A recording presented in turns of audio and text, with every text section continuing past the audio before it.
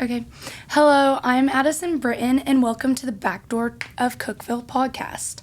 Today, my guest is Jessie Gilbert, and she's from Atlanta, Georgia. Will you please share your affiliations and backgrounds in the tech/Cookeville music scene and a brief story about how and why you got involved into the scene? Sure. So I came to Tech in 2009 as a freshman from Chattanooga. And I was in the honors program, and there was this class that all the honors kids took called Honors 1010. It was like an intro to college class, essentially. And Andy Smith was my professor, and he had a million things to plug. His teacher on the radio show, and open mic, this one right here, Backdoor Playhouse open mic, all these different things. And I had hosted an open mic in high school. And so at the end of class, I walked up and was like, hey, I used to host an open mic at the end. And he was like, oh, cool, you want to co-MC with me tomorrow?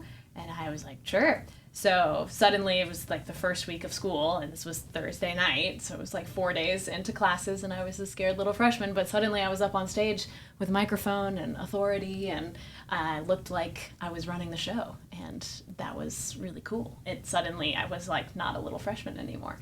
And yeah, I was running the show. We introduced people, and that's where I started to make a lot of connections in the local scene, musicians and comics and poets. Yeah, all kinds of folks. Well, that's really awesome. Yeah. Well, thank you. Yeah.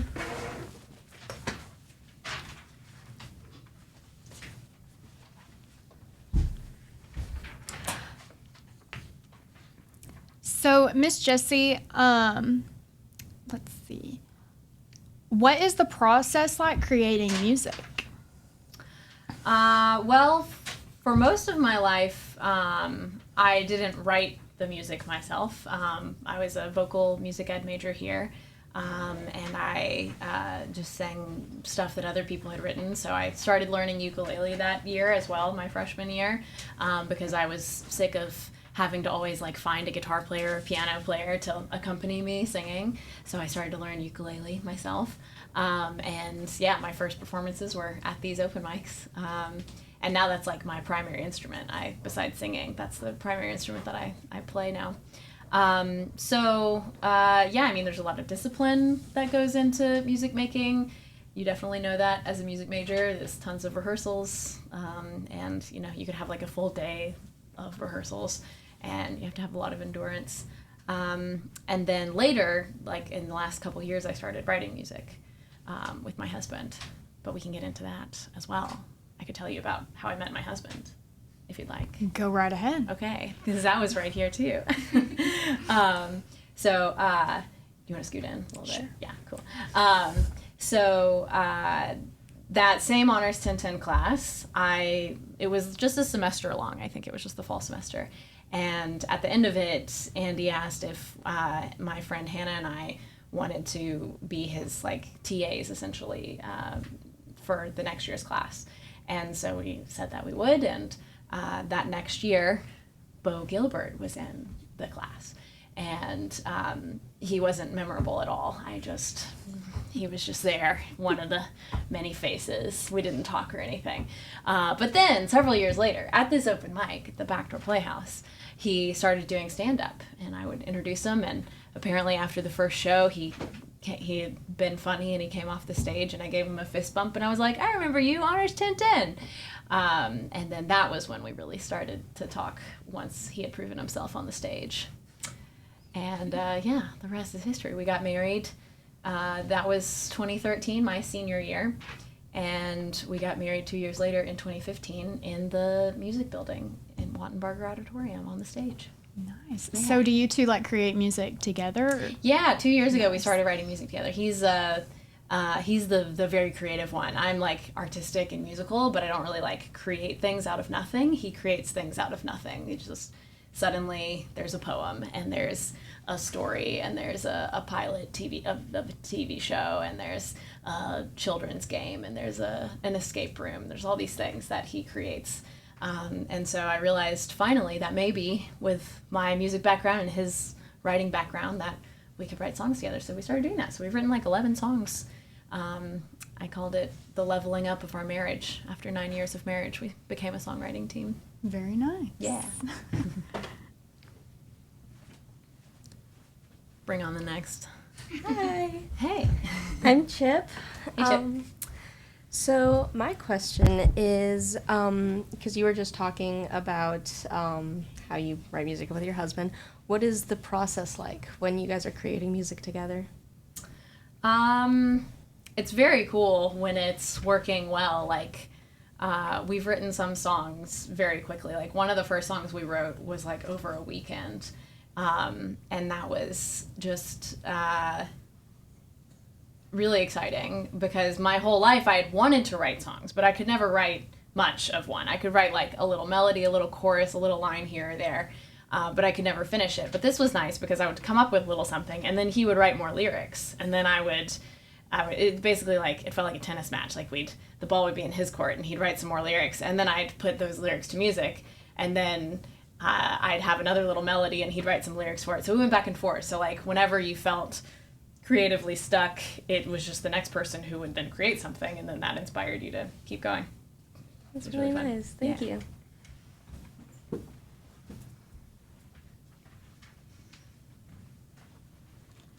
Hi, my name's Heidi. Hi. So, I have the question, what are some of the biggest challenges and troubles, and how do you overcome them? In music making?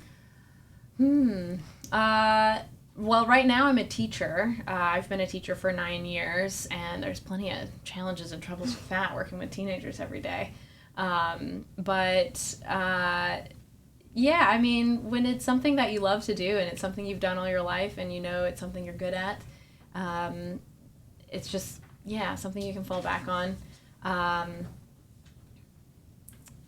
In like, for instance, I was my third year of teaching when COVID hit, and suddenly I couldn't do my job anymore. We couldn't be in the room together singing. And so that was a particularly challenging time, but it was challenging for everybody. I was actually going to quit teaching that year and do something else because I was wanting to be a college choir director. And I realized that to do that, I would have to go to get my doctorate, and that would be a lot of money and a lot of time to do that, and there weren't really many jobs out there, and I was living in Atlanta at the time and realized that if I were going to stay in Atlanta, I may not be able to stay in Atlanta if I wanted to get a college choir job. So I was thinking, well, if I'm not going to do college choir, then I'm not going to do middle school or high school choir either. So I was going to leave, and then the pandemic hit, and I suddenly couldn't quit my job because that's where our income was from and our insurance, and I was pregnant at the time and we were about to have a baby and we couldn't have a baby and no money. So I stayed in and we survived that year. It was bad. I made up a bunch of stuff for the kids to do. I mean, how old were you? What grade were you in? I was in 7th grade. 7th grade, so yeah. I was like 12.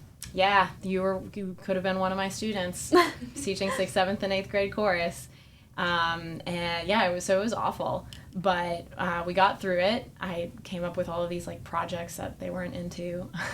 I'm sure no one in this room can relate. But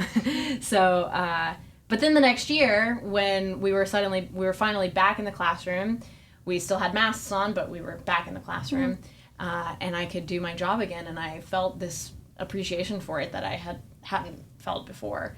That teaching people how to make music was something I was really into. So you always come back to it. Yeah.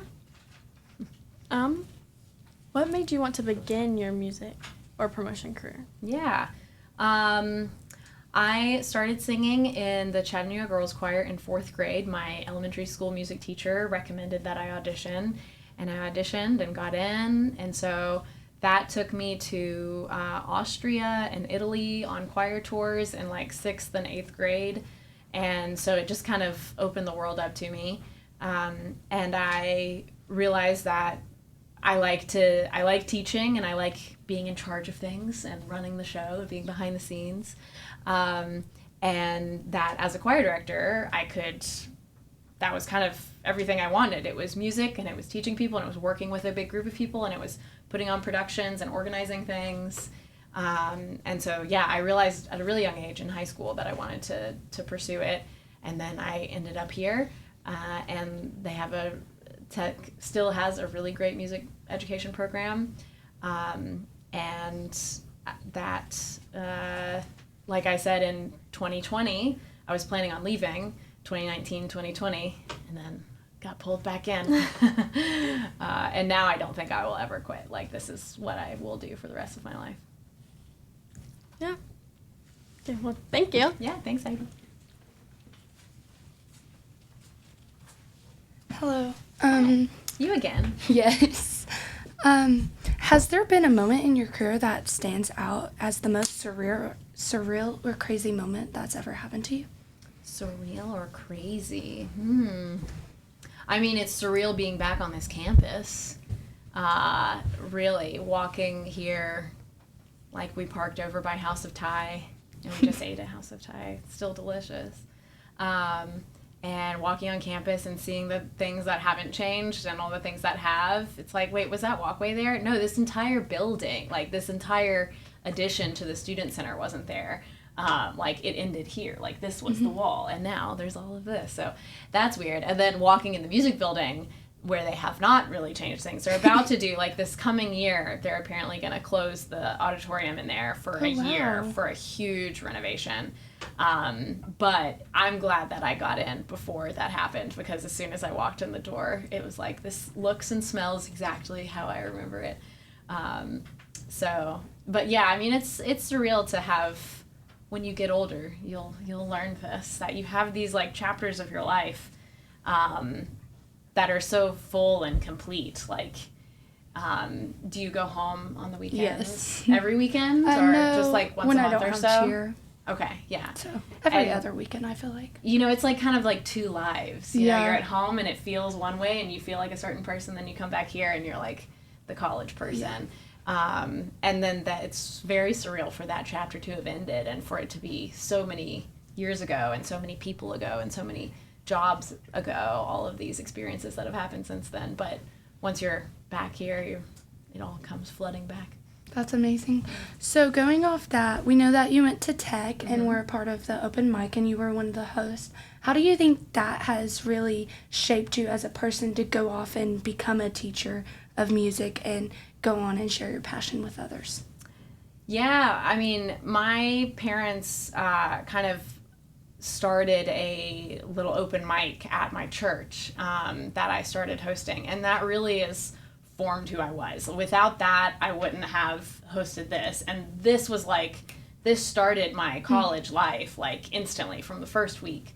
Like, there were several things. I keep this journal that I actually started in my freshman year, and I wrote a little bit every day in it, and I was reading through it in preparation for this interview, and I was like, I had a jazz combo throughout college, and I was thinking I must have started that in my sophomore year or something. But then I was reading this, and I was like, no, that was my freshman year too. Like, that was second semester of freshman year. There are all these names of all these amazing performers that are in like that freshman year that I just met immediately. There was a really cool music venue called First and Cedar. You remember First and Cedar?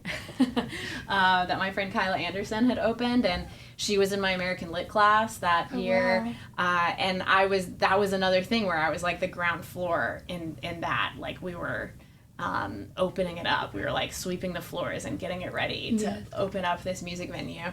And I was hosting the open mics there as well. And it just was like such a perfect timing that I had that background, and that this is really what set my whole, like, the trajectory of my college career. That's amazing. Yeah. Well, thank you so much. Yeah, thanks.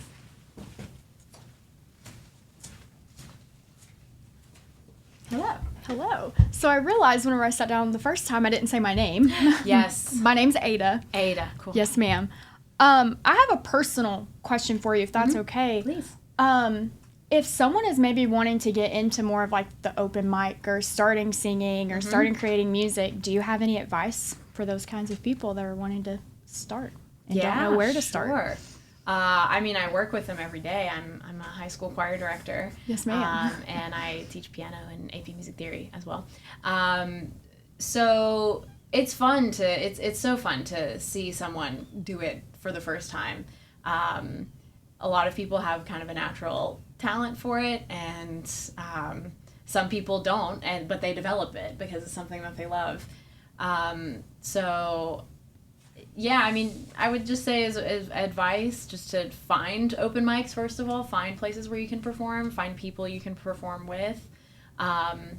I, would always recommend that if someone is really into it, that they continue it in college, even if it's not their major.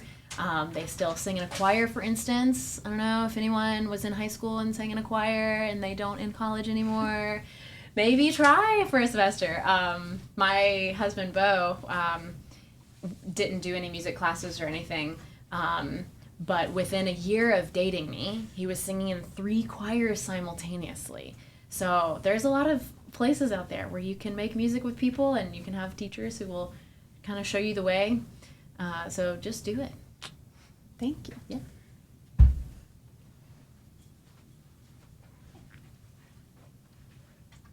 Hi. Hey again, Chip. Yes. So going to our background here, Yeah. Was that your first open mic? Well, this was 2011, so that was my junior year. Right. Yeah, that would have been my junior year. Okay. I started right away in 2009. Do you remember when your first open mic was? I could find it in here probably pretty quickly. I don't have the exact date, but it was probably late August, early September of 2009. Yeah. Could you tell us, were you there on that day? I was there on that day, yep. I pretty much always co-hosted with Andy. One story of not this one, but another one at the Backdoor Playhouse. So the theater department was doing some sort of play where the whole stage was enveloped in a cage. I've heard about that. Like floor to ceiling, there was a cage around the entire stage, like bars. And it was, I believe, Andy Smith's brilliant idea to have a cage match open mic. Mm-hmm. So this wasn't a regular open mic where anyone could just sign up and be introduced. It was a cage match. So we had, we sat down and came up with the list of our top musicians and top comedians and top poets that would perform at these open mics, and we invited them. It was invitation only, and it was a showdown, and I wore all leather. And we climbed on the bars together and just like rattled the cage, and they came up and performed behind the bars, and we had a panel, like a judging panel on the stage, and they fought to the death. And my husband won in the comedy category. He was not my husband or my boyfriend there. He was just someone who I paid attention to now because he was funny.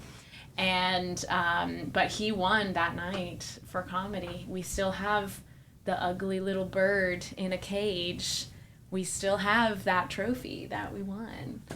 That's awesome. That he won. But now I get to take credit. Of course, we're married. Of course. And correct me if I'm wrong, but didn't Jake Hoot talk about that when he? Yeah. Probably. I mean, it was a very memorable night. I wish I had brought pictures, but yeah, like black lipstick. Oh my goodness. Like it was really intense. Climbing the bars was a surreal experience, actually. That's awesome. I climbed up there with you, didn't I? Oh, for sure. We were up there together. We were like little monkeys. Little gremlins. Yeah. Yeah. It was a great night. But it's just like those kinds of things are things you never would imagine happening until it's happening. It's those moments that like we still think on decades later. And it's just like a magical scene to come in and find all of these people who have similar interests and want to do weird things and make music together. Yeah. College is so special. I hope you're enjoying it and treasuring it because I miss it. I'm enjoying it very much. And one last question from me. Was there a common, did you often do crazy things when you would host the mic nights, or was it sometimes just mellow? Was it sometimes super crazy like the one you just told us? I mean, it was always high energy. It was never mellow. It was always high energy. I'd say maybe the ones at First and Cedar were like a little more mellow. but I don't know. No, I mean, there's just a magic of live performance that you don't get with anything else. Of course. I haven't talked about as much about my jazz combo, and I can't talk about the Cookeville music scene without talking about that. Go on. Real quick. Okay.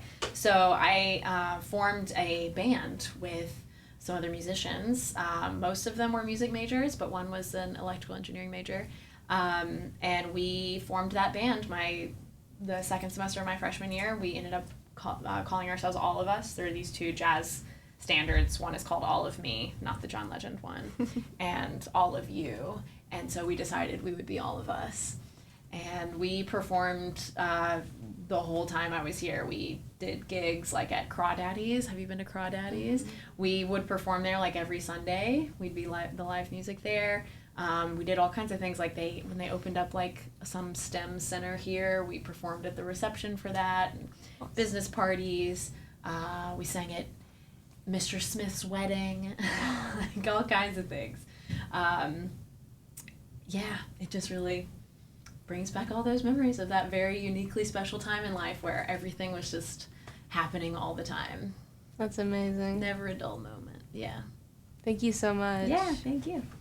I'm gonna get up here. Yeah. So I'm gonna cry too. So the fall of 2009, I had just moved to Cookeville. Yep.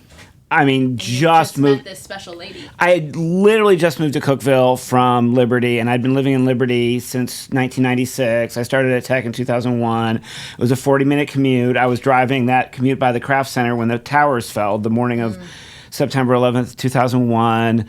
I have an ex-wife, and then of course there was all the people that were living there, like Crunch, who like just randomly started showing up at all our open mics. So, like, I don't even remember what all he did, but I'd only been sober from alcohol for like 4 months then, or something like that. Yeah. And that semester, you showed up and started doing all these crazy things.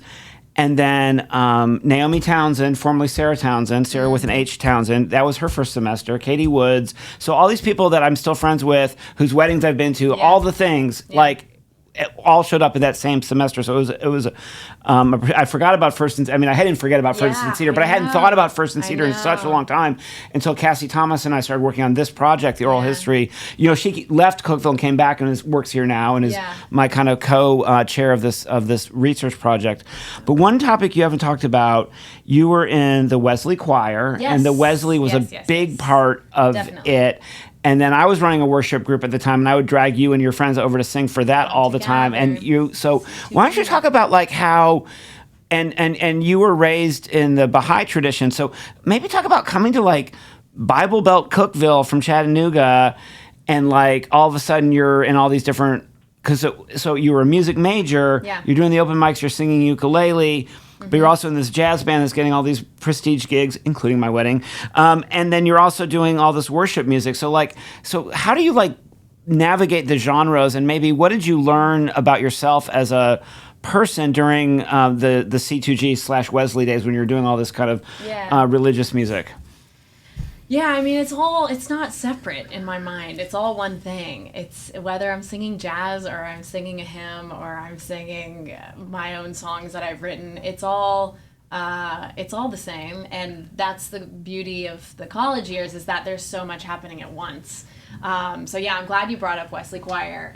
The Wesley campus organization was the United Methodist campus organization. My friends were in, my roommate and Hannah Ross, who was in that honors 1010 class with me as well. So I never, I'm moving from Bible Belt Chattanooga. I mean, I've grown up my whole life in the Bible Belt. So I never imagined that I would really find a community in a Christian organization like I did at Wesley. And Wesley was weird, and it was not, they were so welcoming and accepting. I was like an out Baha'i. It wasn't like something I had to kind of hide. I could grow my spirituality there. There's not really much of a Baha'i community in Cookeville. And so that became my spiritual home. And I started singing. It was the choir that brought me there. I didn't do anything the first semester until the last winter choir concert. And I attended because Hannah was in it. And then the next month I was going with them on their choir tour. to Knoxville. It was in the Knoxville area. And Wesley was so special because we would sing every Sunday throughout the semester. We would rehearse on Wednesday nights, and then every Sunday we'd go to a different church in the greater Cookeville area, up to like an hour away, hour and a half away. And we'd sing at all of these churches, and they would take up an offering for us. And then at the end of the year, we would use all of that money to go on this wonderful service choir tour. And on the retreat that I was in January is when we picked where we were going for the tour. And that was a moment in picking that really has a lot of ties to like how Baha'i elections work, where there's like no campaigning, and there weren't people pushing to go to New Orleans or go to this place or go to that place. We just like named some places and talked about some things that we could do, and then we just voted and prayed and voted again, and it was such a notable experience that I was like, wow, there's something really special here. So that. From then on, I was a Wesley kid, and I sang with them, and I ended up directing the choir a couple years later. I directed the choir for 2 years, my senior year, and then I stayed in Cookeville an extra year just so I could continue directing that choir, and I substitute taught. Come Together was also that freshman year that I wouldn't have known had I not kept this journal. It's wild to think just how much of it happened. We started actually fall of 10. Right. Was our first, it was the beginning of your sophomore year is when we launched it, but then it went for the rest of your career. But I think that first year I had you sing almost every week, and I would prompt you. Did we even have YouTube yet? We must have had YouTube by then, because I would every week I'd send you a song and be like, learn this song, and she learned every time. And Talitha, remember Talitha? Yeah. Y'all would sing whatever I couldn't believe it. It was amazing. Great. It was so great because it was a challenge, and I would rope other people in as well. Like and at Professor Baker, now Gruber's house, where you did that thing with the layering of the vocals with that sequence. What is that thing called? Is it sequence? The looper, and that was like. That was another thing, is I would just learn all this. That video, by the way, is your most popular on my YouTube channel. It's got thousands of hits. Yeah, that's funny. Of the and the that's breaths, like the one time I've ever used a looper. I used a loop pedal. I had a friend teach me how to use it for that song, for that gig, that service, and that was the only time I've ever done it since. But that's part of the magic, is like you're constantly learning new things. And so as things come full circle, a couple years ago, Professor Creeder is no longer the creative director of the Playhouse, and he's doesn't get to pick the plays. His office is in the BFA.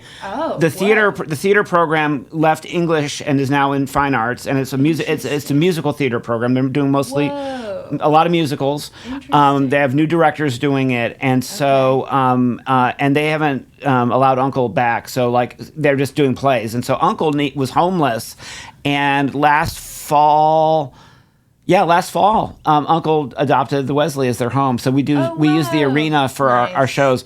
The open mics have not taken off, and the kids that are running Uncle today, the thing that's really popular is punk. So they've had these huge punk shows in the arena with mosh pits and everything. Wow. But things kind of coming full circle that Uncle's at the Wesley. So two things that you were a part of kind of merged. It's ever evolving. Let's get Bo up here for a second. Don't trip and fall on any of the stuff, everybody. So we don't have the little ones since they're with their grandmother right now. And thank you, Grandma, for watching the kids. So everybody, this is Bo Gilbert. Yeah, and I want to thank my 4 students for co-hosting, and I tried not to get up here on the mic, but I just couldn't resist. I'm going to put you guys on the spot. Sing us some random a cappella song to take us out. Oh boy! I wish I had brought my ukulele. Yeah, we thought about you, and we forgot. I should have asked, because they've gotten spoiled. Hoot was singing all kinds of amazing songs, and with Ben Higgins, and Andrew Buckner and Cherokee. You wouldn't know Cherokee, but she's a tech student today, who's kind of coming up. She's like our I don't know if she's our Emmylou Harris or our Dolly Parton or something. Cool. And then we had Larry. You don't know? Do you remember Warren Gently? Larry Nugent. He's an old blues guy. And we had the Ballingers. Did you ever meet the Ballingers? No. They're also much older couple from Cookeville that play folk music. So you're gonna pull up some lyrics. Lyrics on your phone, go for it. I made some notes of just some people to shout out from back in the day. Oh, let's shout them out. Corey Wheeler these days? So he was supposed to come to the to the same panel that Who was at, and he bailed at the last minute because he was traveling. Yeah. But he's based out of Nashville, Okay. and he works in the coffee business full time. But he cool. still makes music. Good. He's still like posts on his Instagram all the time Okay, and stuff sweet. like that. So yeah. Okay, So okay. Corey's still Fine. around. Yeah. Cool. And then Kristen Gunnels. I have not heard from her She was forever. like a Yeah. First and Cedar person too. Yeah. Do you remember Sin 7? Yes, and so you guys, there was posters all over campus that if you see this guy, call the tech police because he was homeless and he'd been living in the library. But he would come to our open mics and he would rap, and everybody loved him. Yeah. And I think he still struggles with addiction and homelessness. But Jeannie, my wife, still follows him online. I think he's probably on my Facebook or my Instagram, one or the other. But he would get in there and he would have a backing tape, and he would get the whole crowd like just arms waving and shouting. Yeah. So everybody say a prayer for Sin 7. Yeah. He was a sweet man. Is there anybody else on your list? Let's see. Henry McAfee, you remember him? Yes, and I haven't thought of him in years. He wrote the song Tennessee Summer Nights, which I just think of every Tennessee summer. Yeah, we've lost touch. So it's hard for y'all to imagine this, but the room was full every time, and there's usually people sitting on the floor, sitting in the stage, standing in the wings. People fight, like the list would be full. People would be fighting to get on the list. We haven't had that since COVID. Like we have not found that magic yet. Hopefully we It'll will. happen again. Yeah. Can I put you on the spot? Sing God. something. Oh, I mean, the only Something- duet we wrote together is We shouldn't do that. we without shouldn't the do it ukulele. without No. it. Yeah. But let's see. What can we sing? Wow. Don't make me Man, sing. don't. Okay. Yeah, that SNL sketch. No. Don't make me sing. I don't know. I'll sing a little something. I'll Okay. sing like Amazing Grace. Okay, let's do it. Yes, thank you. All right. Happy Easter, everybody. There Jesse we Diaz go. is going to serenade us with an acapella Amazing Grace. Amazing Grace, how sweet the sound that saved a wretch like me. I once was lost, but now I'm found. Was blind, but now I see. Yay. All right, thanks for coming to our podcast. Thanks we for gotta, having we me, gotta go hit the everybody. save button and hopefully, Bo, you're going to have to help me come. Yeah, I'll make sure it's. Oh my gosh. It's so nice to be back Where are here. you all meeting where are you meeting all the kids?